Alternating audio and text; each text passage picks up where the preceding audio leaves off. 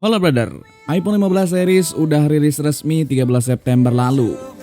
iPhone seri ini jadi pionir iPhone dengan USB Type-C. Dan seri Pro-nya itu punya material beda dengan pakai bahan titanium. Gak heran kayak bikin banyak user penasaran, mungkin termasuk kalian. Kabar baiknya nggak perlu nunggu lama-lama, iPhone 15 series bakal resmi dijual di Indonesia bulan Oktober ini.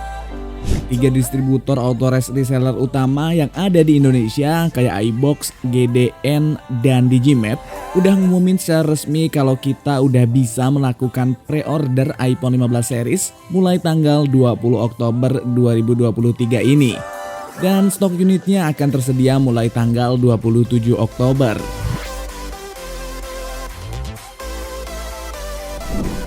Nah, buat lo yang memang udah siap buat beli, cara belinya juga cukup fleksibel, bisa secara online ataupun langsung ke store offline-nya. Gak perlu ribet-ribet harus ke luar negeri, gak perlu repot-repot ngurus administrasi cukai lagi. Dan inilah harga resmi yang telah dirilis oleh authorized reseller yang ada di Indonesia. Yang pertama untuk iPhone 15 reguler. Untuk storage 128GB dihargai 16.499.000. Sementara untuk 256GB dihargai 19.499.000. Untuk kapasitas yang paling tinggi 512GB dihargai 23.499.000. Sementara untuk iPhone 15 Plus di base model 128GB ada di 18.499.000. Untuk 256GB ada di 21.499.000 dan yang tertinggi 512GB ada di 25.499.000. Kita lanjut di seri Pro-nya.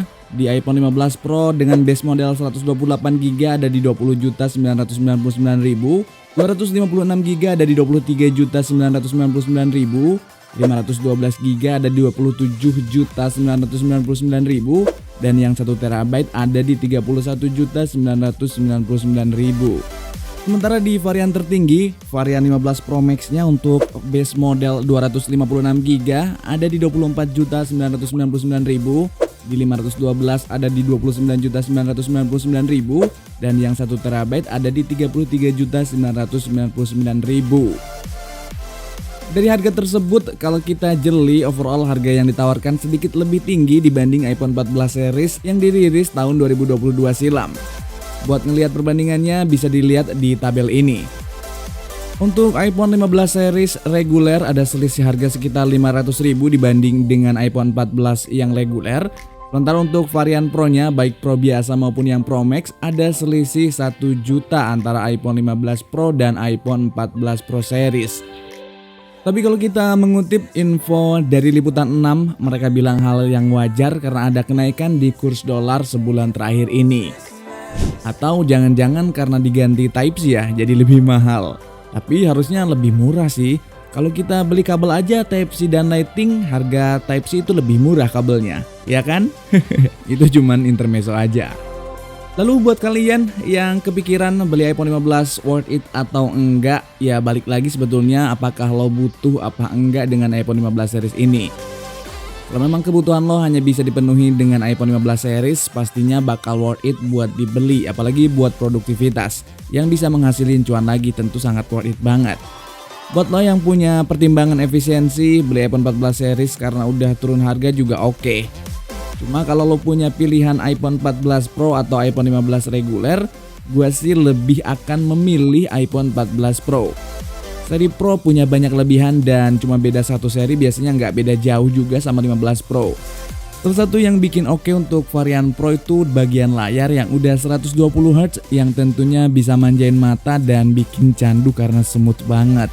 iPhone 15 reguler memang udah pakai Type-C tapi menurut gua sama aja karena cuman punya speed transfer 480 megabit per second kayak port Lightning. Jadi sama aja, bukan sebuah improvement yang bikin emes. Lalu buat kita yang punya budget minimalis bisa mempertimbangkan iPhone yang sedikit agak lama di iPhone 12 atau iPhone 13 yang pastinya nanti bisa turun lagi harganya. Tapi pada akhirnya beli iPhone apapun pastiin jangan beli dari duit yang kita nggak punya cuma buat nyenengin orang yang kita nggak kenal. Oh ya, buat kalian yang bakal beli iPhone baru, hati-hati juga dengan oknum sales yang memaksa bundling dan garansi tambahan. Karena bundling dengan aksesoris atau asuransi tambahan itu opsional dan bukan kewajiban waktu beli iPhone di Autores reseller resmi yang ada di Indonesia ini. Dan gue juga sangat berharap kepada seluruh distributor yang ada di Indonesia, tolong ditindak tegas semua oknum-oknum yang suka maksa-maksa bayar buat bundling. Bahkan kalau nggak mau bundling, nggak mau dilayanin dan nggak boleh beli, itu aneh sih.